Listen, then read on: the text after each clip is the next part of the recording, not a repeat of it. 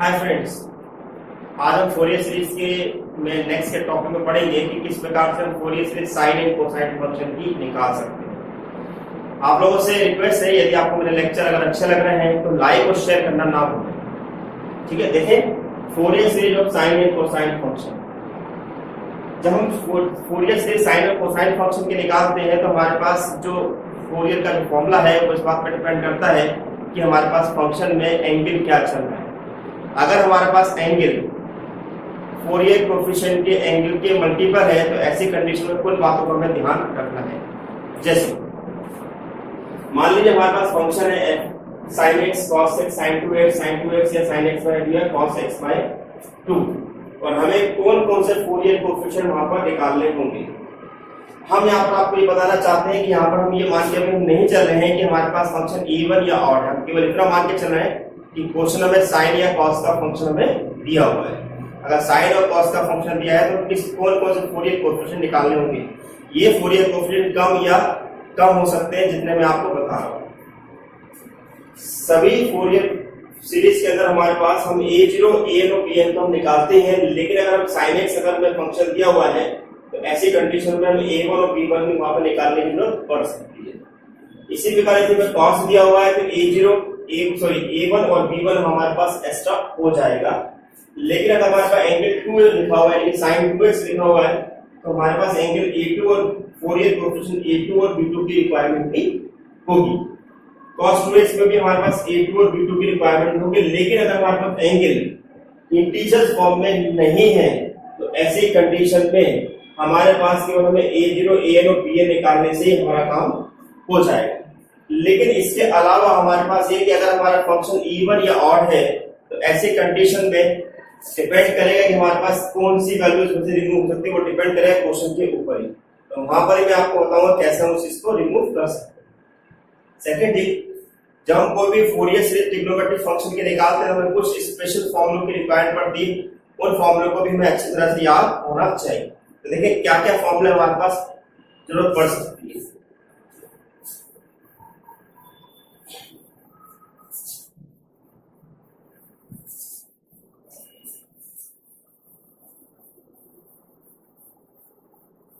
सारे आपको trigonometric result याद होना चाहिए फोरियर कोएफिशिएंट निकालते समय, क्योंकि वहां पर हमारे पास कई ट्रिग्नोमेट्रिक रिजल्ट भी अप्लाई होते हैं और कुछ हमारे पास स्पेशल इंटीग्रल है, उन इंटीग्रल को हम स्पेशली ध्यान रखेंगे। जैसे कि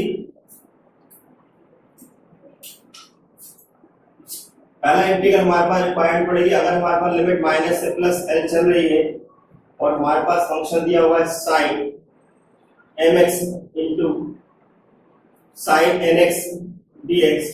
तो ऐसी कंडीशन में इसकी वैल्यू 0 होगी यदि m not equal to n। भले लिमिट माइनस एल से प्लस एल हो या 0 से n हो, दोनों पे ही रूल फॉलो होता है। नंबर 2, अगर हमारी लिमिट माइनस एल से प्लस एल है और हमारा फंक्शन cos mx, यहां पर मैं आपको बता रहा हूं this is minus by 2 plus and this is minus by 2 plus. तो हमारे पास cos nx dx equal to 0 होगा यदि हमारे पास m n के इक्वल नहीं। अगर यही लिमिट अगर हमें l की फॉर्म में दी है तो हमारे पास फॉर्मूला कुछ इस प्रकार से लिखा जाएगा, this is sin m pi x upon l sin n pi x upon l dx equal to 0 when m not equal to n। and 4, integral minus l to plus l cos n pi x upon l cos n pi x upon l dx equal to 0 when n not equal to। ध्यान simple सा में ध्यान रखना है कि या तो दोनों साइन हो या दोनों कोस हो। लिमिट माइनस से प्लस एल भी हो सकती है और लिमिट 0 से 12 भी हो सकती है, दोनों पे रूल हमारे पास सेम अप्लाई होंगे। इसके अलावा हमारे पास कुछ ट्रिग्नोमेट्रिक रिजल्ट भी हमारा यूज हो सकते हैं, जैसे कि 2 sin a cos b। तो 2 sin a cos b हमारे पास होगा sine A plus B and plus sine A minus B. इसी प्रकार हमारे पास 6 आपका ये रूल भी अप्लाई हो सकता है, 2 cos a cos b equal to cos a plus b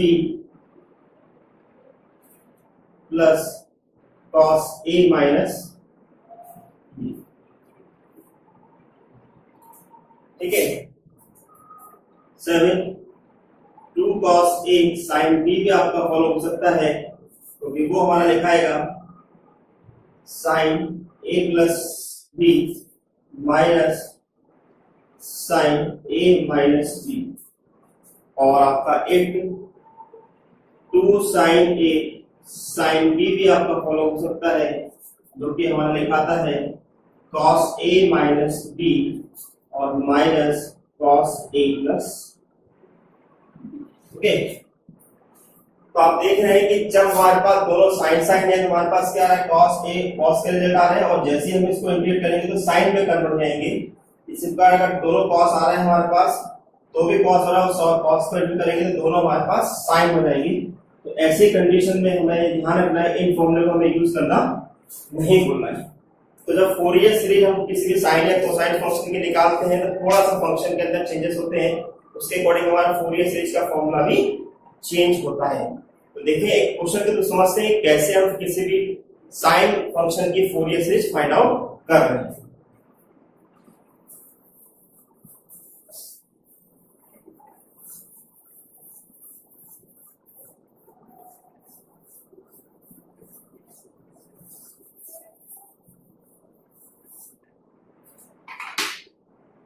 question है हमारा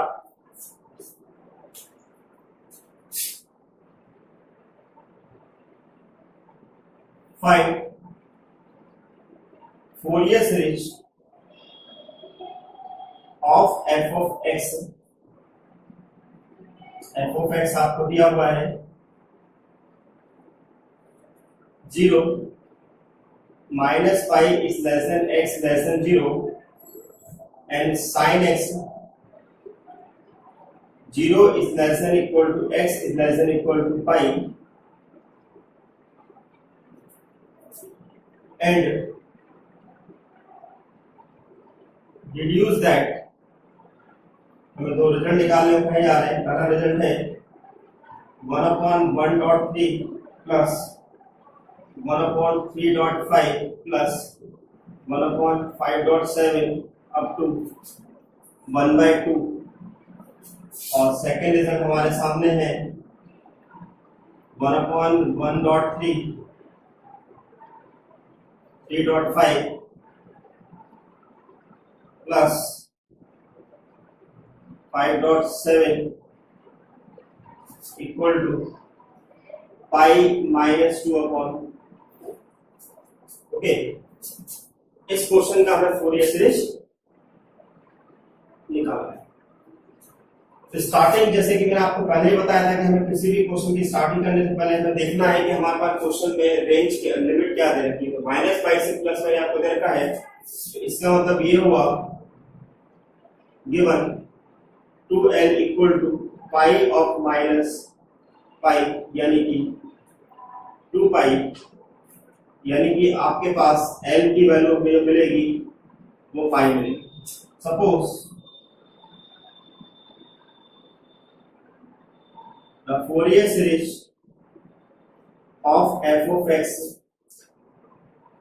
is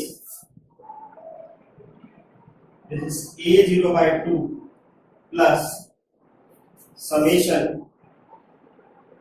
n equal to 1 से infinity an cos nx and plus summation n equal to 1 से infinity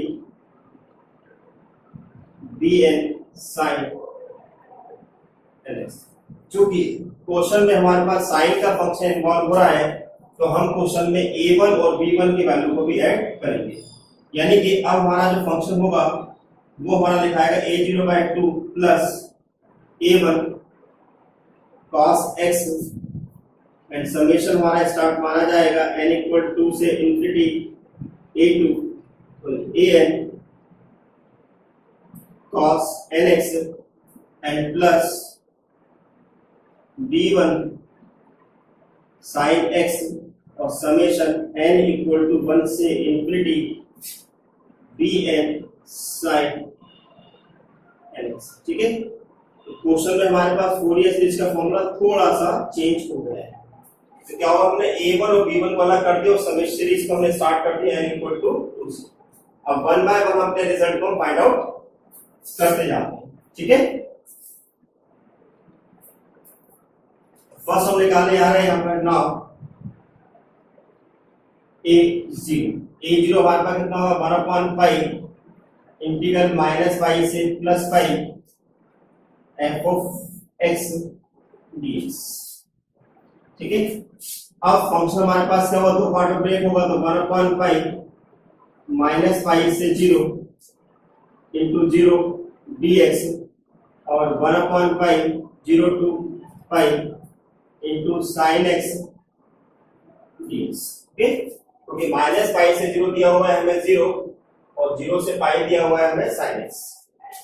फर्स्ट टर्म हो गया 0, सेकंड टर्म हमारे पास आएगा 1/पाई साइन का integral minus cos x 0 to pi, minus sine को हमने बाहर निकाला, फर्स्ट हो गया cos पाई माइनस cos 0 यानी कि माइनस 1/पाई cos पाई की वैल्यू होती है -1 और ये हो गया -1 यानी कि आपके पास a0 की वैल्यू मेरे पास आ गई 2/पाई। Okay, now this is your a0, ये आपके पास a0 की वैल्यू। अब नेक्स्ट हमारे पास क्या है, a0 की वैल्यू मैं लिख देता हूं क्योंकि हमें इसकी बाद में रिक्वायरमेंट पड़ेगी। तो a0 की वैल्यू मिली हमें 2/पाई। अब हम नेक्स्ट निकालने जा रहे हैं कि हमारे पास an क्या होगा। ठीक है,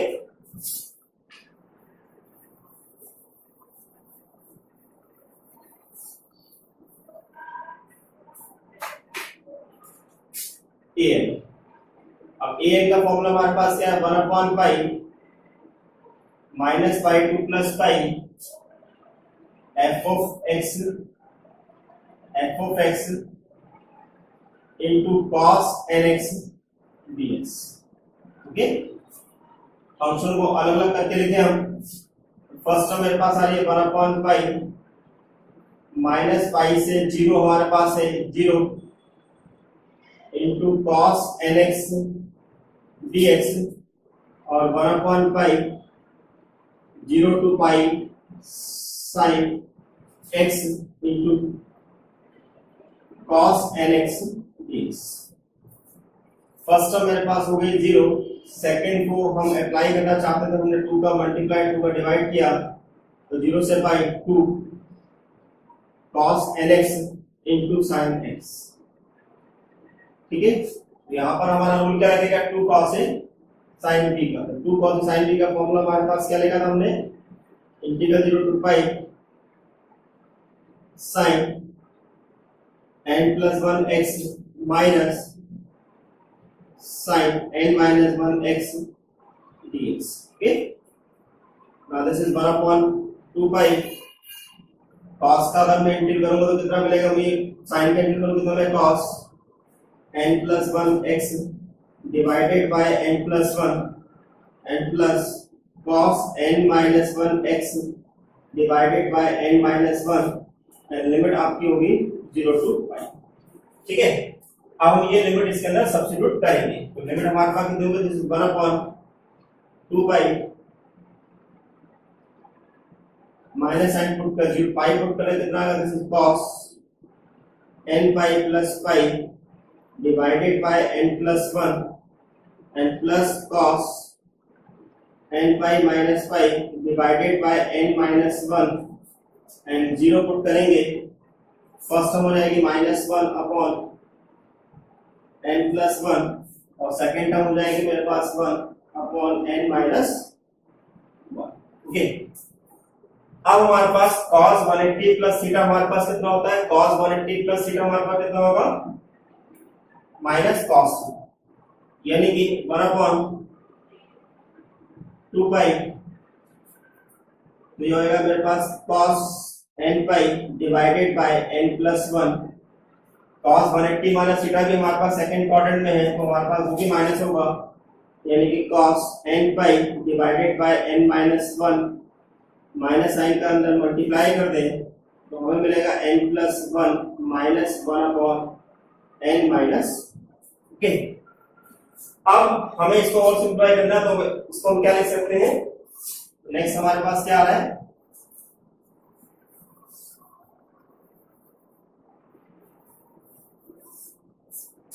इस टर्म को यहाँ पे मैं मान के चल रहा हूं कि ये मेरे पास इक्वेशन नंबर, इसको देखें आप क्या मिला हमें, this is a n 1/2 pi cos n pi की वैल्यू होती है -1 तो -1 to the power n common निकल गया, इन दोनों का आपस में मल्टीप्लाई करेंगे तो n minus 1 upon n square -1 आएगा, प्लस यहां भी हमें कितना मिलेगा n minus 1 upon n square -1। Overall हमारे पास क्या हो रहा है 1/2 पाई, n से n हमारा कैंसिल हो रहा है, यहाँ पे हमारा n से n कैंसिल हो रहा है तो दोनों से हमारा कॉमन निकल रहा है,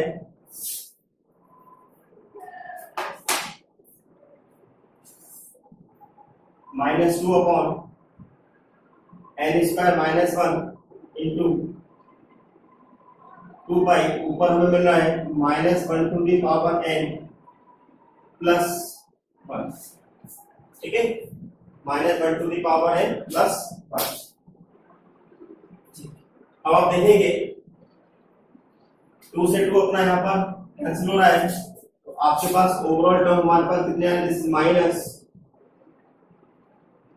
-1 to the power n plus 1 divide में हमें मिल रहा है n minus 1 n plus 1 into pi, और साफ साफ हमें दिखाई दे रहा है कि ये रिजल्ट जो है n इक्वल टू 1 के लिए करेक्ट नहीं, क्यों नहीं है, क्योंकि जैसे मैं इसमें n इक्वल टू 1 रखूंगा तो ये टर्म मेरे पास क्या होगी, इन्फिनिटी बन जाएगी और 0/0 की कैटेगरी में आ जाएगी। हमने जैसे कि आपको बताया था कि अगर क्वेश्चन में साइन या cos हमारे पास आता है एंगल 1 के साथ तो हमें ऐसी कंडीशन में a1 और b1 की रिक्वायरमेंट अलग से पड़ती है। तो अब हम क्या करेंगे, क्वेश्चन में a1 की वैल्यू अलग से फाइंड आउट करेंगे, ठीक है। तो अब a1 की वैल्यू रखनी है तो हम क्या करेंगे, इक्वेशन नंबर 2 हमने जो लिखी है इसमें n equal to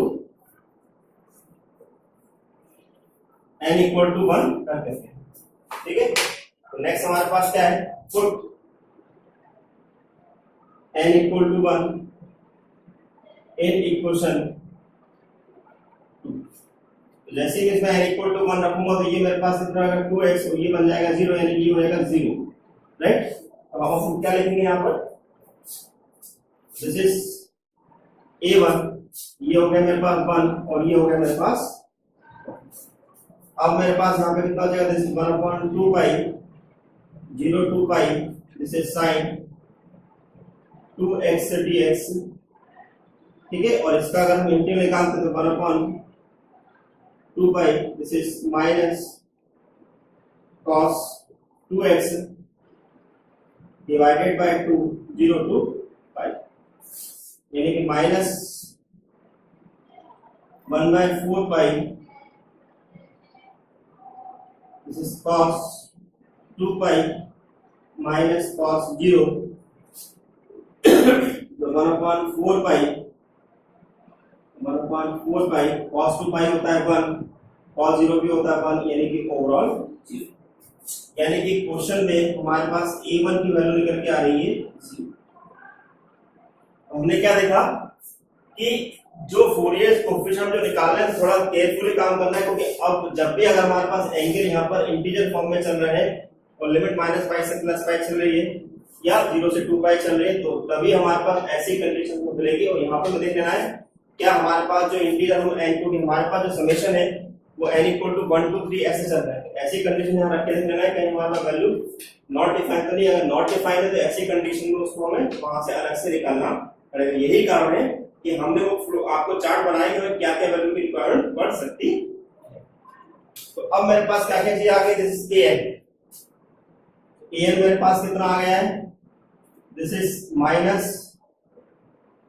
1 to the power n plus 1 upon n square minus 1 pi, और a1 की वैल्यू भी मेरे पास आ गई है 0।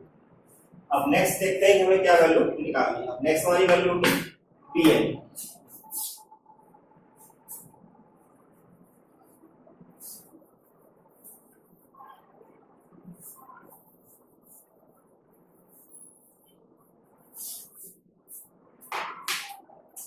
नेक्स्ट हमारा है bn।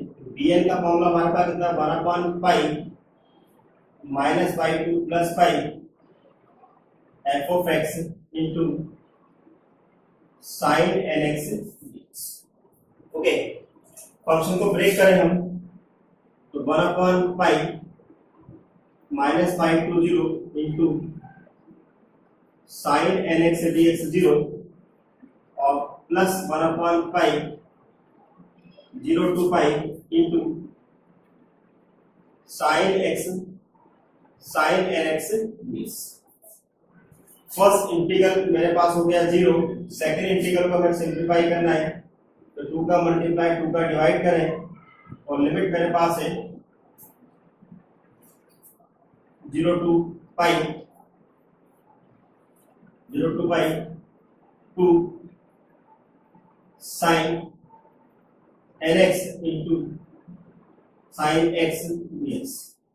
आप देखेंगे बच्चों यहाँ पर ध्यान से कि लिमिट हमारे पास 0 से पाई चल रही है और हमारे पास फंक्शन जो है साइन एन एक्स और साइन 1x है, तो यहाँ पर हमारे पास ये रिजल्ट जो होगा वो 0 के इक्वली आएगा। क्योंकि हमने आपको बताया कि लिमिट 0 से पाई हो या 0 से 2l हो या 0 से l हो, उन सभी कंडीशन में ये आंसर 0 आते हैं। तो ये रिजल्ट हमारे पास n इक्वल टू 1 के लिए वैलिड नहीं है। ठीक है, तो बात समझ में आई। तो bn हमारे पास हो गया 0 यदि n नॉट इक्वल टू 1। अब हम क्या करेंगे, फॉर n इक्वल टू 1 के लिए अलग से रिजल्ट निकालेंगे। n इक्वल टू 1 के लिए अलग से निकल जाएगा, कितना है 1 upon b1 1 upon 2 pi integral 0 to pi, यहाँ पर हमारे पास कितना आएगा 2 sine X into sine x D X, यानी कि हमारे पास कितना हो गया 1 upon 2 pi, this is 2 sine square X D X. अब 2 साइन स्क्वायर एक्स का ट्रिग्नोमेट्रिक रिजल्ट हमारे पास क्या होता है, this is 1 minus cos 2x dx, 1 upon 2 pi integral sin 2x upon 2 limit 0 to pi, तो v1 हो गया 1 अपॉन 2 पाई, लिमिट रखेंगे दिस इज पाई माइनस 0 क्योंकि sin 2 पाई की वैल्यू होगी 0 और 0 पुट करेंगे तो दोनों आपको 0 मिल जाएंगे, यानी कि आपके पास b1 इक्वल टू आ गया 1 अपॉन। ठीक है, क्वेश्चन में आपने क्या देखा कि क्या क्या चीजों की रिक्वायरमेंट पड़ रही है। ध्यान रखना है कि अगर दोनों साइन के फंक्शन हुए या दोनों कॉस के फंक्शन हुए और दोनों के एंगल अगर हमारे पास अलग अलग है तो हम रिजल्ट को डायरेक्ट 0 लिख देंगे, हमें उसको इंटीग्रेट करके दिखाने की कोई रिक्वायरमेंट नहीं है। तो ओवरऑल हमारे पास क्या क्या वैल्यू आ गई, b1 की वैल्यू हमारे पास आ गई 1/2 और bn की वैल्यू मेरे पास आ गई 0। अब जितनी भी वैल्यू हमारे पास आई इन सब वैल्यू को पाके हम इक्वेशन नंबर 1 में पुट अप करेंगे। ठीक है,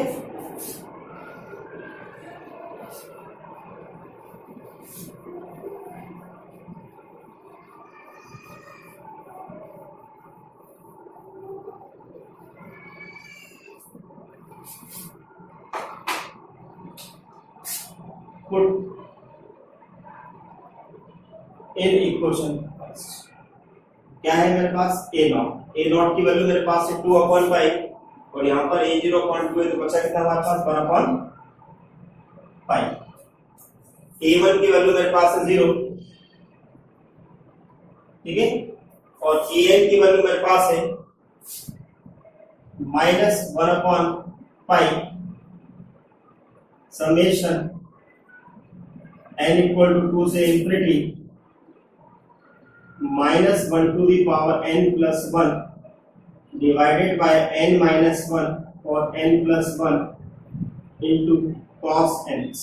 ओके, b1 की वैल्यू मेरे पास आई है 1/2 sin x और bn की वैल्यू मेरे पास आई है 0। ठीक है, तो ओवरऑल हमारा जो फंक्शन हुआ वो क्या हुआ, दिस इज 1/5। आप ध्यान से देखिएगा बच्चों,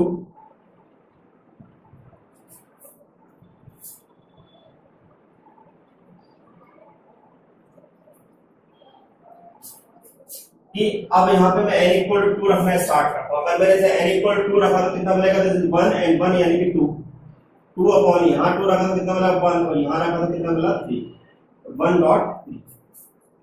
n इक्वल टू 3 रखूंगा, n इक्वल टू 3 रखूंगा तो मेरे पास ऊपर कितना होगा माइनस में, यानी कि हमें कोई भी हमें ऐसी वैल्यू नहीं रखनी है जो उसे दिक्कत दे सकती है। ठीक है, हम यहाँ पर केवल कौन सी वैल्यू रखेंगे, केवल इवन वैल्यू रखेंगे, क्योंकि बाकी सब वैल्यू के लिए हमारे पास ये नॉट डिफाइंड की कैटेगरी आ रही है। तो जैसे हम n इक्वल टू यहाँ पर 4 रखते हैं,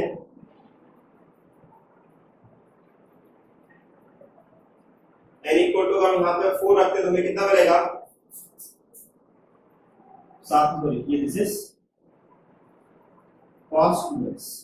ठीक है, अब n इक्वल टू 4 रखेंगे तो कितना बनेगा हमें, this is 2 and this is cos 4x divided by 3.5। n equal to 6 रखेंगे तो हमें कितना मिलेगा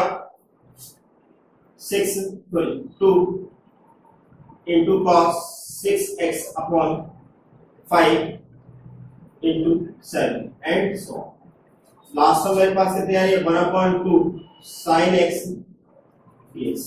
ठीक है, यहाँ पर केवल इवन वैल्यूज को रखना है, क्योंकि ऑड वैल्यू पर ये हमारे पास फंक्शन डिफाइंड नहीं होगा, क्योंकि हमारे पास जैसे हम ऑड वैल्यू रखेंगे तो ये क्या मिलेगा हमको 0 0 पर हमारे पास कंडीशन 0 हो जाएगी। ठीक है, अब हमारे पास ये बन गई इक्वेशन नंबर हमारे पास 3।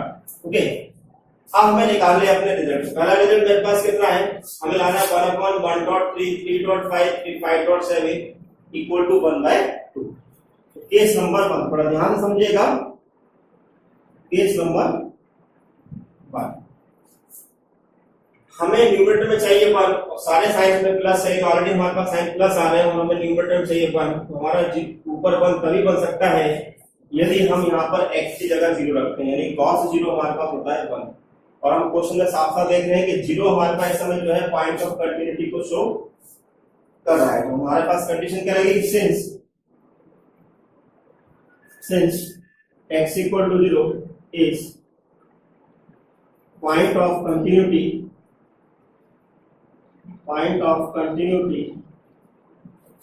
then f of 0, तो जैसे हम 0 रखेंगे तो क्या होगा, 0 के सामने फंक्शन क्या दिया 0, और यहाँ पे रखेंगे तो भी हमें मिलेगा 0। Okay, good, x equal to 0 in equation 3 कितना हो गया, this is f of 0 equal to 1/5 2/5 cos 0 1 upon 1.3 3.5 5.7 and sign में रखेंगे तो कितना मिलेगा 0। f of 0 की वैल्यू हमें कितनी मिली है 0।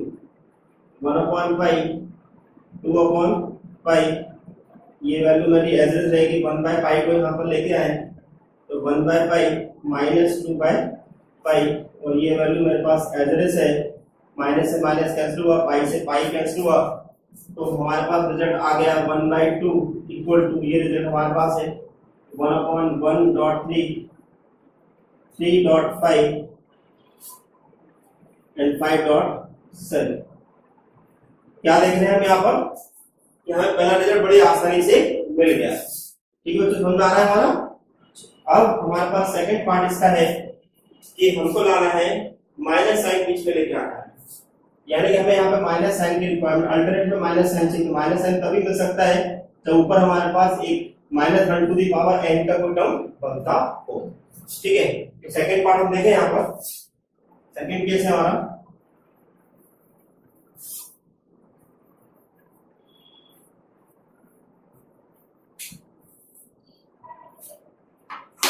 Case number second.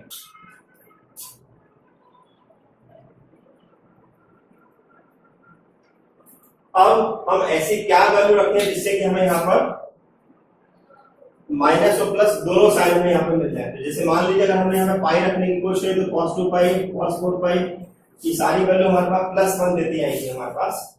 ठीक है, तो हम यहाँ पे क्या करते हैं, यहाँ पर पाई बाय 2 रखते हैं। क्या रखते हैं, पाई बाय 2। पाई बाय 2 से फायदा क्या होगा, ये बन जाए cos पाई यानी कि -1, ये बन जाए cos 2 पाई यानी कि +1 और ये बन जाए cos 3 पाई यानी कि -1। यानी कि पाई बाय 2 मेरे पास वो पॉइंट हो सकता है जो हमें रिजल्ट दे दे। तो पाई बाय 2 हमारे पास 0 से लेके पाई के बीच में लाई कर रहा है। ठीक है, तो यानी कि वो जो पाई बाय 2 है वो पॉइंट ऑफ कंटिन्यूटी को शो करता है। तो हम यहाँ पे लिखेंगे since x equal to pi by 2 is point of continuity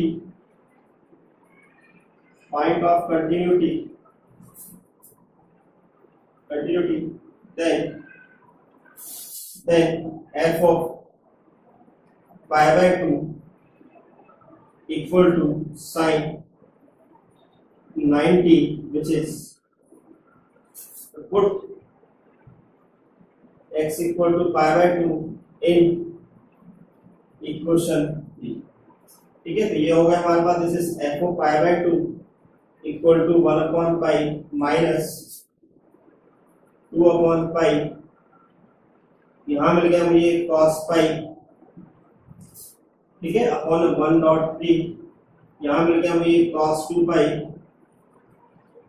3.5, यहां मिल गया मुझे cos 3 पाई यानी कि 5.7 और इधर मिल गया मुझे 1/2 sin 9।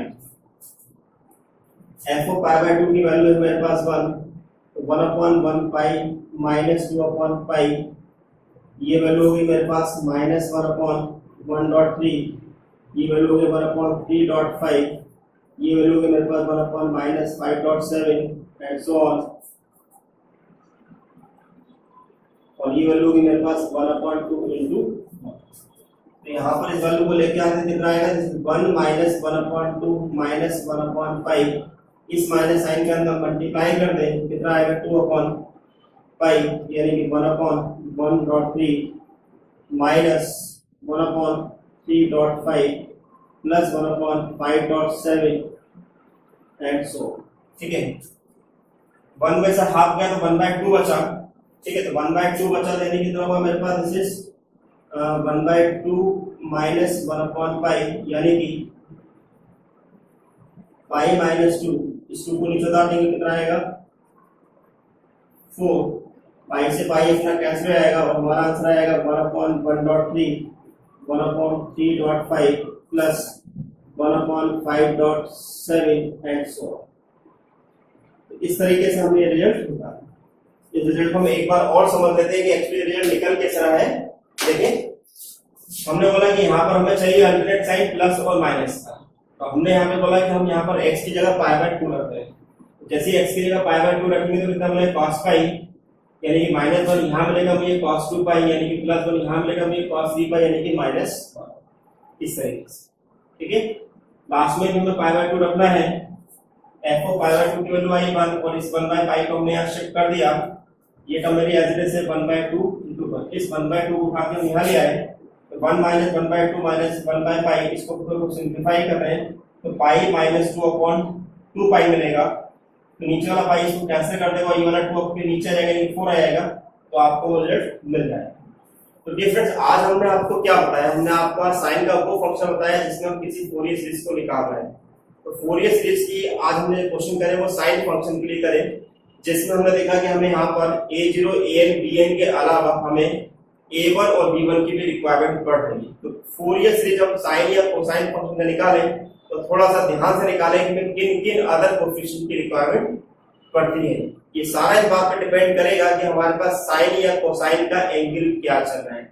अगर साइन और कोसाइन का एंगल हमारे पास अगर इंटीजर्स फॉर्म में चल रहा है तो आपको वहां पर a1 b1 या a2 b2 या a3 b3 की रिक्वायरमेंट पड़ेगी other than a0 an bn के अलावा। ओके, तो डियर फ्रेंड्स, आपको मेरे लेक्चर्स कैसे लग रहे हैं मुझे जरूर बताएं, और मेरे चैनल में जो भी अगर आपको कुछ वीडियो में कुछ आपको रिक्वायरमेंट और पड़ती है तो वो भी मुझे मेरे चैनल के कमेंट बॉक्स में लिख के पूछ सकते हैं। Thank you for watching my lecture, और लाइक और शेयर करना ना भूलें।